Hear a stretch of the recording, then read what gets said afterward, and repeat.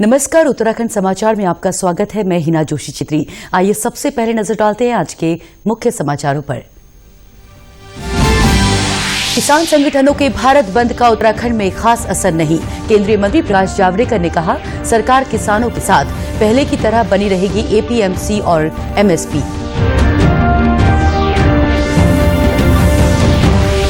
अगले कुछ सप्ताह में मिल सकती है कोरोना वैक्सीन। केंद्रीय स्वास्थ्य मंत्रालय ने बताया 3 वैक्सीन प्री क्लिनिकल स्टेज और 6 का क्लिनिकल ट्रायल जारी। टीकाकरण में स्वास्थ्य कार्यकर्ताओं और फ्रंट लाइन वर्कर्स को दी जाएगी प्राथमिकता। उत्तराखंड में वेटलैंड्स की होगी जीआई टैगिंग। वन विभाग और राजस्व विभाग तैयार कर रहा जलीय भूमि का डाटा। प्रमुख वन संरक्षक रंजना काला ने कहा, कैंपा के तहत किया जाएगा वेटलैंड्स का संरक्षण। और चमोली नेशनल हाईवे पर बन रहे ओपन टनल का काम तकरीबन पूरा। 4 धाम यात्रा होगी आसान। भूस्खलन के समय भी टनल से हो सकेगी वाहनों की आवाजाही। अब समाचार विस्तार से।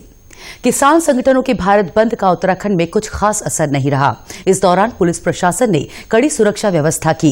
किसान संगठनों ने नए कृषि कानूनों के विरोध में आज भारत बंद का आह्वान किया था। सूचना और प्रसारण मंत्री प्रकाश जावड़ेकर ने कहा कि सरकार किसानों के साथ है। एपीएमसी और एमएसपी पहले की तरह बनी रहेगी। मेरा पूरा विश्वास है कि ये मसला हल होगा। किसान हमारे हैं और किसान के मन में कोई आशंका है तो दूर करना भी हमारा काम है। हम करेंगे और सफलता से करेंगे, क्योंकि उनको 2 ही बातें मुख्य है।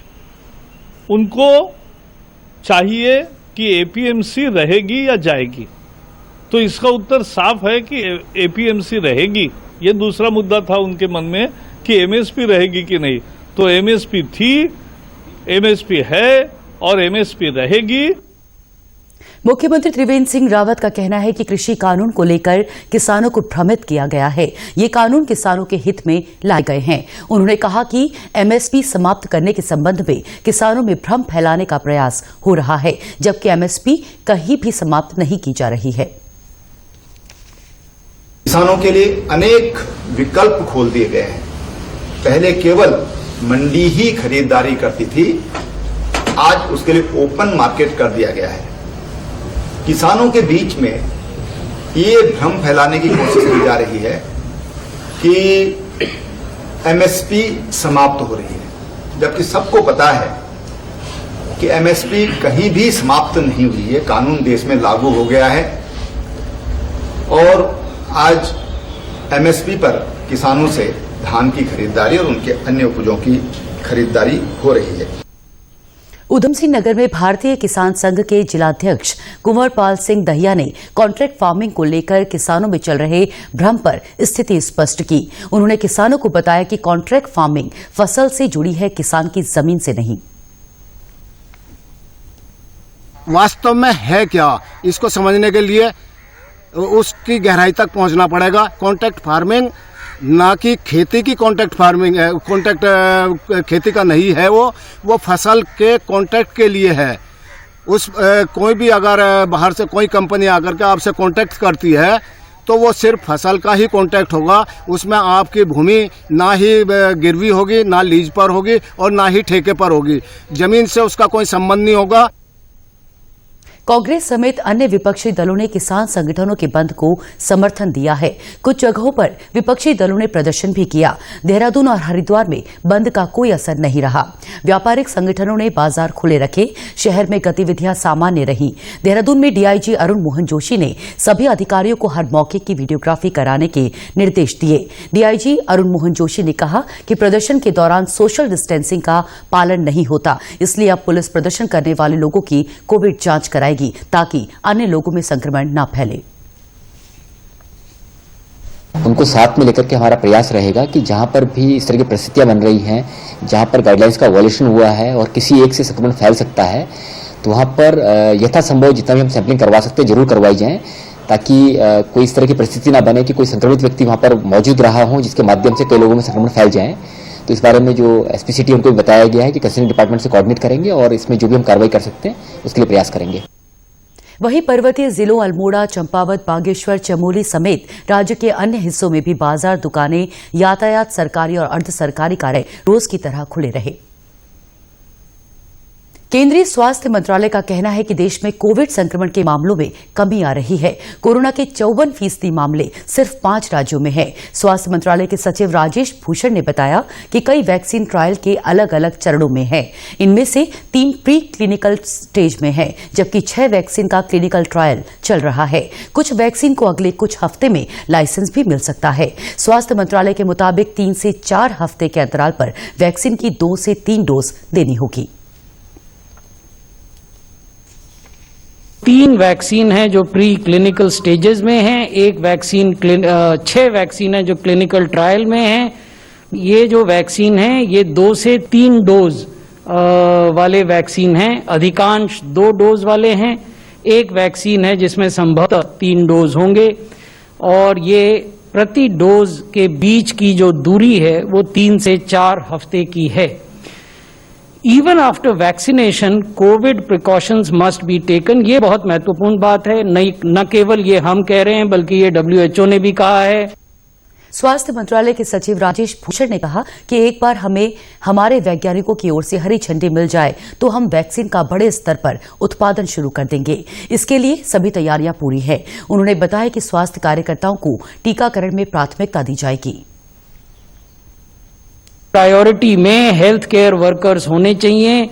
इसमें सरकारी क्षेत्र के और निजी क्षेत्र के अस्पतालों में और हेल्थ केयर फैसिलिटीज में जो वर्कर्स हैं वो सम्मिलित हैं और लगभग देश में हमारा मानना है कि इनकी संख्या 1 करोड़ के लगभग होगी। फ्रंटलाइन वर्कर्स को प्राथमिकता दी जानी चाहिए। इसमें राज्य सरकार की और केंद्र सरकार की पुलिस ऑर्गेनाइजेशंस हैं, आर्म्ड फोर्सेस हैं, होम गार्ड हैं, सिविल डिफेंस ऑर्गेनाइजेशन हैं, डिजास्टर मैनेजमेंट वॉलंटियर्स हैं, म्यूनिसिपल वर्कर्स हैं। इनकी संख्या देश भर में लगभग 2 करोड़ है, जिसमें उन्होंने 50 साल से ऊपर और 50 साल से नीचे के लोग जिनको कोमॉर्बिडिटीज हैं उनका उल्लेख किया है। देश में कोरोना वायरस वैक्सीन के प्रबंधन के लिए इस साल अगस्त में ही राष्ट्रीय विशेषज्ञ दल का गठन किया गया था। ये विशेषज्ञ दल जनसंख्या समूहों, वैक्सीन खरीद और सूची प्रबंधन, वैक्सीन का चुनाव और वितरण, ट्रैकिंग को लेकर मार्गदर्शन देता है।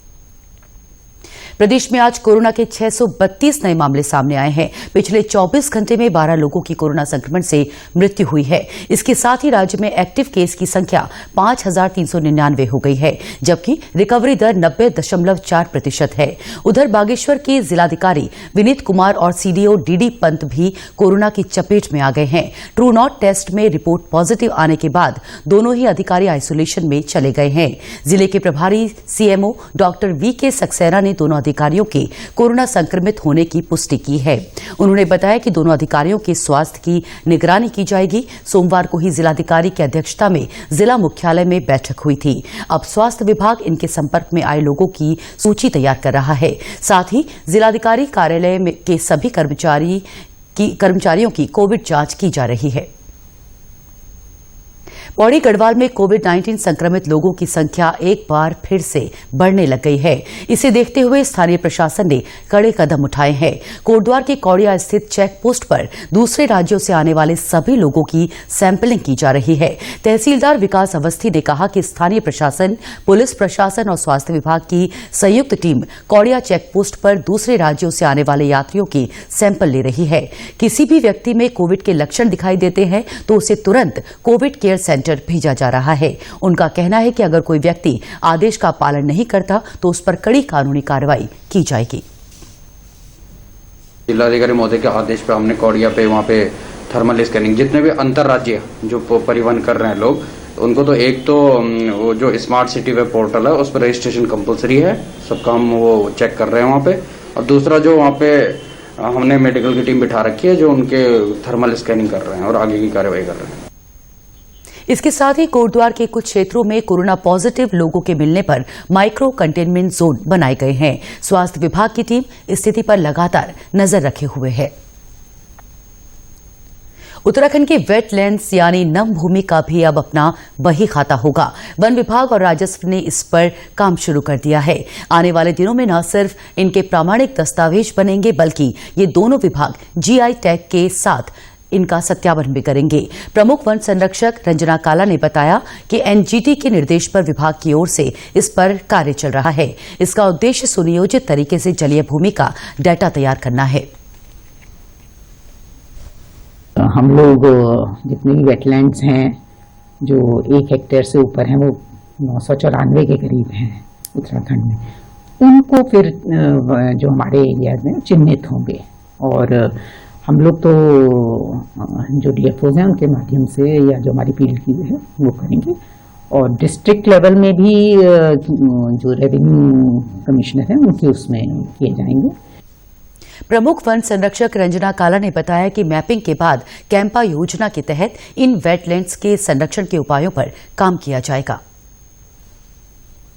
जो हमारा ये MOEF ने जो ये है ना सेंटर, जैसे उत्तराखंड में जो सैक है, ऐसे अहमदाबाद में है, उनके माध्यम से चिन्हित कर उसको करा हुआ है, डेटा है, तो उसको GPS लोकेशन भी है, उसको वो ग्राउंड ट्रूथिंग करेंगे फील्ड में जाके और उसके बाद जहां जरूरत होगी वहां पे वो प्लान बनाएंगे। उस प्लान को फिर वो जो जैसे विभाग में कैंपा के माध्यम से या अन्य स्कीम्स के माध्यम से इम्प्लीमेंट होगा। इससे पहले मुख्य सचिव ओम प्रकाश ने राजस्व, कैंपा और ग्राम्य विकास को इस कार्य के लिए नोडल अधिकारी बनाने के निर्देश दिए थे। वेटलैंड्स या आर्द्र भूमि बेहद नमी वाली जगहें हैं जो जैव विविधता के लिहाज से बेहद जरूरी है। इसमें जलीय जीवों से लेकर पेड़ पौधे तक पनपते हैं। पानी को संरक्षित करने से लेकर भूमिगत जल बढ़ाने में भी इनकी अहम भूमिका होती है। देहरादून के पास आसन वेटलैंड को हाल ही में रामसर साइट का दर्जा भी दिया गया था। राज्य में इस तरह के कई क्षेत्र हैं। चमोली में चारधाम यात्रा और सीमा तक आवाजाही सुगम बनाने के लिए ऋषिकेश बद्रीनाथ राष्ट्रीय हाईवे पर पाताल गंगा में उत्तराखंड की पहली ओपन टनल बनाई जा रही है। करीब 150 मीटर लंबी टनल का निर्माण कार्य तकरीबन 95% पूरा हो चुका है। चारधाम सड़क परियोजना के तहत बन रही करीब 38 करोड़ की लागत वाली इस टनल का कार्य पूरा होने पर यहां भूस्खलन के चलते आवाजाही बाधित नहीं होगी। उम्मीद है कि अगले वर्ष ये टनल आम लोगों की आवाजाही के लिए खोल दी जाएगी। यात्रा सीजन में या बरसात में बहुत ज़्यादा ये स्लाइडिंग जोन है सारा, तो यहाँ पे जो स्लाइड होता रहता था, बार बार रोड बंद रहता था ये, तो इसकी मतलब सेफ्टी के लिए ये टनल 150 मीटर की टनल है। ये उत्तराखंड की ये पहली टनल है जो ओपन टनल है। इसको वैसे हम अपनी इंजीनियरिंग भाषा में कट एंड कवर भी कहते हैं, जो स्लाइड को कवर करती है। तो इसमें जो मतलब रोड जो है हमारा हर मौसम में जो है तो थ्रू रहता है, मतलब ब्लॉकेज के चांसेस नहीं है। बारिश के समय भूस्खलन जोन सक्रिय हो जाते हैं, जिससे आवाजाही मुश्किल हो जाती है। इस टनल के बनने से इस क्षेत्र में साल भर आवाजाही संभव हो सकेगी। पर्यटन और स्वरोजगार को बढ़ावा देने के लिए चंपावत जिला पंचायत 12 इको हट्स का निर्माण करेगी। 2 इको हट बनाने के लिए मुख्यमंत्री सीमांत विकास योजना के तहत 20 लाख रुपए स्वीकृत किए गए हैं। अन्य के लिए राज्य सरकार को बजट का प्रस्ताव भेजा गया है। 6 पुराने डाक बंगलों को 12 इको हट्स में तब्दील किया जा रहा है। एक हट तैयार करने में लगभग 12 लाख की लागत आएगी। जिला पंचायत के अधिशासी अधिकारी राजेश कुमार का कहना है कि स्थानीय स्वयं सहायता समूहों के जरिए इनका संचालन किया जाएगा। हमारा ये उद्देश्य है कि हम जितने भी डाक बंगले पुराने हैं उनको मेंटेन करें और मेंटेन करके जनता की सेवा में उनका यूज करें। और जैसा कि आप जानते हैं कि बहुत जल्द हम लोग चंपावत में इको हट्स बनाने वाले हैं और इको हट्स के हमारे 3 उद्देश्य रहेंगे। प्रथम उद्देश्य रहेगा कि जिला पंचायत सरकार की आय में वृद्धि होना। दूसरा उद्देश्य रहेगा हमारा कि स्थानीय लोगों को रोजगार मिले और तीसरा उद्देश्य रहेगा हमारा कि पर्यटन की दृष्टि से चंपावत का विकास हो। चंपावत जिला पंचायत की योजना है कि इन इको हट्स को विवेकानंद ट्रेल के तौर पर स्थापित किया जाए। स्वामी विवेकानंद अपने चंपावत प्रवास के दौरान यहां के एक डाक बंगले में ठहर चुके हैं। उत्तराखंड के समाचारों में आज बस इतना ही। उत्तराखंड की खबरों के लिए आप हमसे सोशल मीडिया के माध्यम से भी जुड़ सकते हैं। हमारा ट्विटर हैंडल है DD News_देहरादून। हमारा फेसबुक पेज है DD News उत्तराखंड और हमारे YouTube channel DD News Uttarakhand को सब्सक्राइब करना ना भूलें। कोरोना संक्रमण से बचने के लिए मास्क का अनिवार्य रूप से और सही ढंग से प्रयोग करें। साथ ही सामाजिक दूरी का ख्याल रखें, नियमित रूप से हाथ धोएं और याद रखें, कोरोना को हराना है, मास्क जरूर लगाना है। नमस्कार।